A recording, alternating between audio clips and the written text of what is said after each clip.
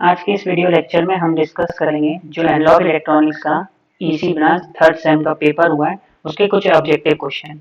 तो स्टार्ट करते हैं। तो सबसे पहला क्वेश्चन है the value of current gain alpha is. तो करंट गेन अल्फा की क्या वैल्यू होती है?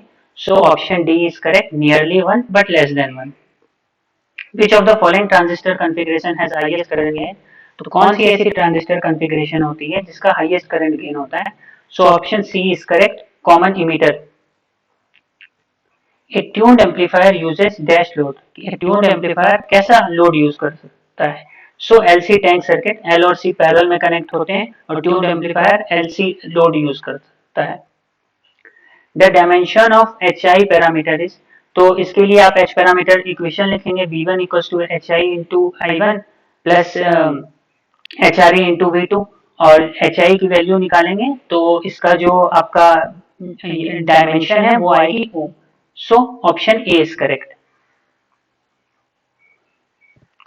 The operating frequency of a Wien bridge oscillator is। तो इसमें पूछा है कि Wien bridge oscillator की ऑपरेटिंग फ्रीक्वेंसी क्या होती है? So option B is correct, which is 1/2 pi RC.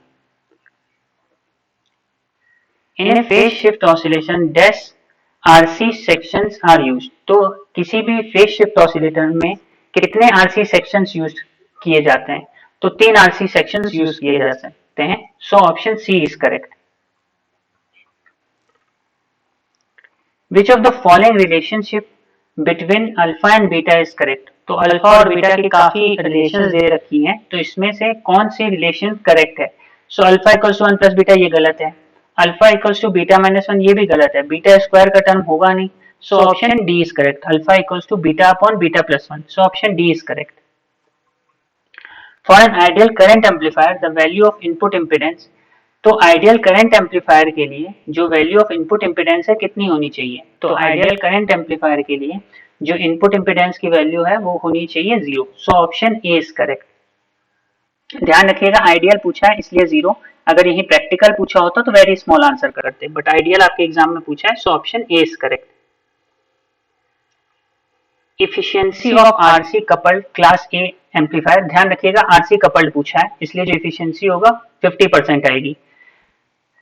So option B is correct. Which of the following oscillator comes under LC oscillator? कौन सा oscillators हैं जो LC oscillator में आते हैं? Hartley, Colpitt, both of the above या none of the above? So option C is correct, मतलब Hartley और कोलपिट दोनों LC oscillators की कैटेगरी में आते हैं। So option C is correct.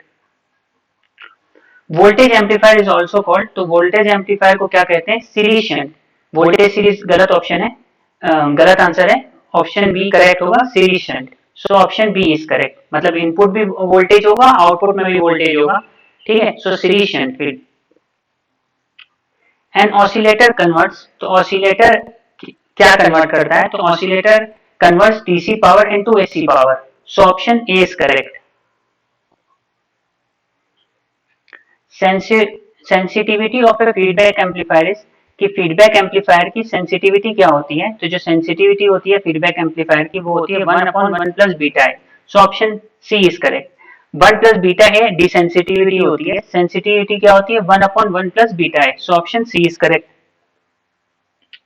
14 in voltage series feedback input resistance. तो अगर वोल्टेज सीरीज फीडबैक में इनपुट रेजिस्टेंस के बारे में पूछा है तो इनपुट इंक्रीज करता है आउटपुट डिक्रीज करता है, ठीक है, क्योंकि इनपुट के बारे में पूछा है। So option A is correct, increases. Output के बारे में पूछा होता तो डिक्रीजेस, बट क्योंकि इनपुट है so option A is correct.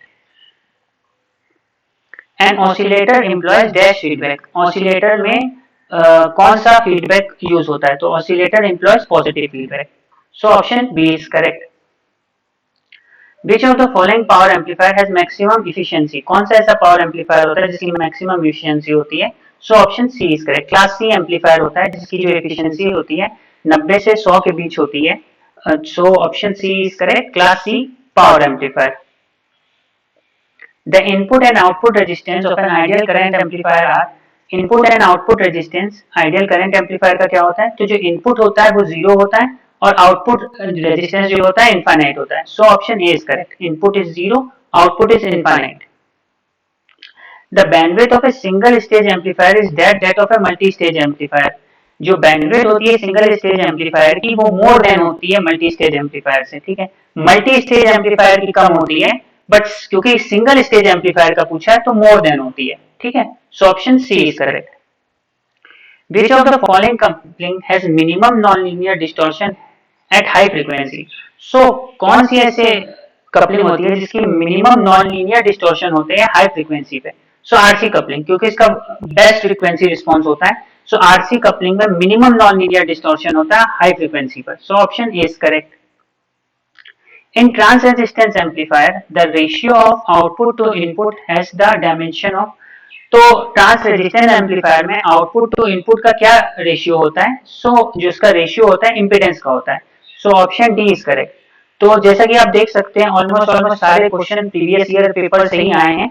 तो अगर किसी ने प्रीवियस ईयर नहीं देखे हो तो हमारे चैनल पे देख सकता है। तीनों साल के 2017, 18, 19 के प्रीवियस ईयर पेपर है। और अगर आपको इसका डिटेल सॉल्यूशन चाहिए तो आप कमेंट में पोस्ट कर सकते हैं।